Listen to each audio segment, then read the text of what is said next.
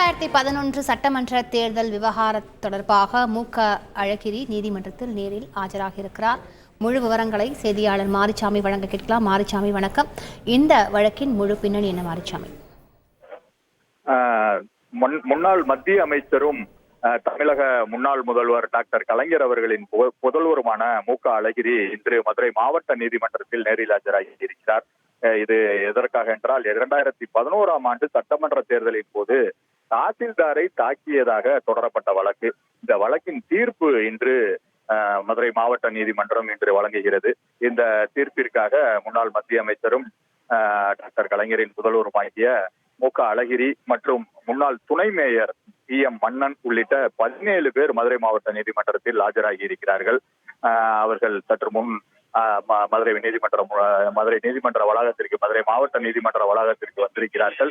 இன்னும் சிறிது நேரத்தில், அதாவது கோர்ட் துவங்கியவுடன், நீதிமன்றம் துவங்கியவுடன் முதலாவதாக இந்த தீர்ப்பு வெளியாக இருக்கிறது. அப்போது நீதிமன்றத்தில் நேரில் ஆஜராவார்கள், நீதிமன்ற அறைக்கு வருவார்கள். அப்பொழுது தீர்ப்பு வாசிக்கப்படும். இதற்காக அழகிரி சார்பில் வழக்கறிஞர் மோகன்குமார் மற்றும் வழக்கறிஞர் மணிகண்டன் உள்ளிட்ட அவர்களது அழகிரி தரப்பு வழக்கறிஞர்கள் மற்றும் எதிர்தரப்பு வழக்கறிஞர்கள் அனைவரும் கூடியுள்ளார்கள். மதுரை மாவட்ட நீதிமன்றம் பரபரப்பாக காட்சியளிக்கப்படுகிறது. இது கடந்த 2011ஆம் ஆண்டு ஏப்ரல் மாதம் சட்டமன்ற தேர்தல் நடைபெற்றது. அந்த பிரச்சாரத்தின் போது மதுரை மாவட்டம் மேலூர் அருகே உள்ள வெள்ளலூர் அம்பலகாரன்பட்டி வல்லடிக்காரர் கோவிலுக்குள் ஓட்டுக்கு வாக்காளர்களுக்கு பணம் கொடுப்பதாக கூறியதை அடுத்து தாசில்தார் ஒருவரை தாக்கியதாக தொடரப்பட்ட வழக்கு, அந்த தேர்தல் நேரத்தில் தொடரப்பட்ட வழக்கு.